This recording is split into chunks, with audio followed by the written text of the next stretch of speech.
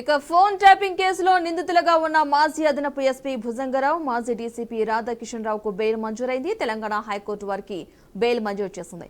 1,00,000 చొప్పున 2 షూరిటీలు, పాస్పోర్టులు సమర్పించాలని ఉన్నత న్యాయస్థానం ఆదేశించింది. పోలీసుల దర్యాప్తుకు సహకరించాలని హైకోర్టు వారికి స్పష్టం చేసింది. ఇదే అంశానికి సంబంధించిన పూర్తి సమాచారాన్ని మా ప్రతినిధి ధనుంజయ్ అందిస్తారు. ధనుంజయ్.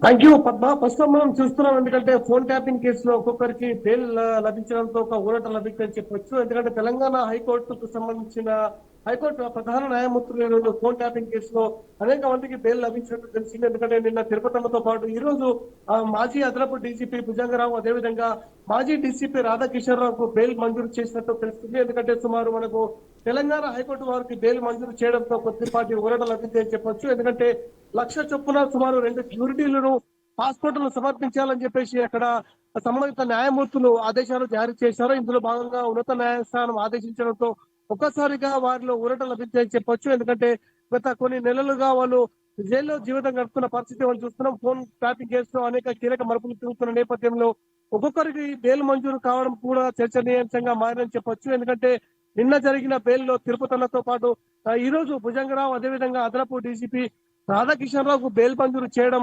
ఒక్కొక్కరిని చూస్తుంటే తీవ్ర స్థాయిలో ఇక్కడ విమర్శలు సైతం తలెత్తుతున్నాయి. ఎందుకంటే ఫోన్ ట్యాపింగ్ కేసులో భుజంగరావు, అదేవిధంగా రాధాకిషన్ రావుకు సొంత పూచికత్తుతో ఈరోజు ఒక్కొక్కరికి 1,00,000 చొప్పున పూచికత్తుతో ఈరోజు తెలంగాణ హైకోర్టు బెయిల్ మంజూరు చేసింది.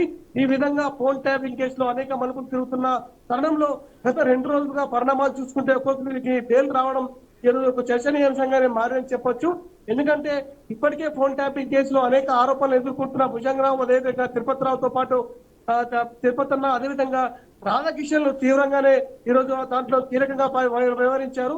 ఈ పరిస్థితుల్లో వారికి బెయిల్ మంజూరు కావడం సైతం ఈరోజు ఒక చర్చనీయాంశంగానే మారని చెప్పొచ్చు మనకు పద్మ. అయితే ధనుంజయ్, ఇంకా ఎలాంటి షరతులు విధించడం జరిగింది?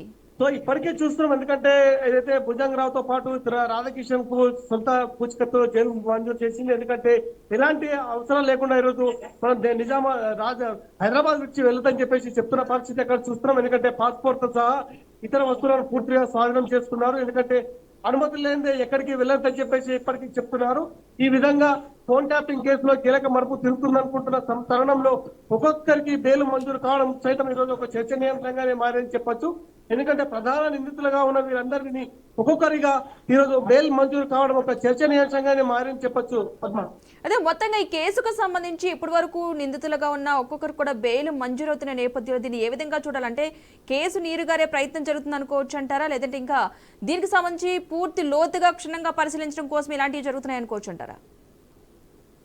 సో ఈ విధంగా చూస్తుంటే మనకు ప్రధానంగా ఫోన్ ట్యాపింగ్ లో ఈరోజు అనేక కీలక పరిణామాలు సైతం చోటు చేసుకుంది. అనేక మంది రాజకీయ నాయకులే కావచ్చు, మరో ఐఆర్ ఆఫీసర్లే కావచ్చు, జిల్లా జిల్లాకు సంబంధించిన జడ్జిలే కావచ్చు, అనేక మంది ఉన్నప్పుడు కూడా ఈ రోజు బెయిల్ ఒకవైపు మంజూరు కావడం, ఒకవైపు వీరికి ఊరట లభించడం, ఒకవైపు పూర్తి స్థాయిలో చర్చనీయాంశంగానే మారింది. ఎందుకంటే బెయిల్ మంజూరు కావడంలో సైతం ఈరోజు ఎలాంటి మార్పులు ఉన్నాయని చెప్పేసి చెప్తున్న పరిస్థితి మనం చూస్తున్నాం.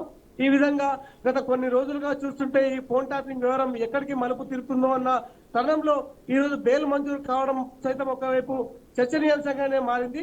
ప్రస్తుతం భుజంగరావుతో పాటు రాధాకిషన్, అదేవిధంగా నిన్న తిరుపతన్నకు బెయిల్ మంజూరు కావడం ఒకవైపు చర్చలకు దారితీస్తున్న సందర్భాలు సైతం చూస్తున్నాం. ఒక్కొక్కరిగా బెయిల్ మంజూరు కావడం, మరోవైపు ఇక్కడ పరిస్థితులు తారుమారు కావడమే ఈరోజు కీలకంగా మారని చెప్పొచ్చు.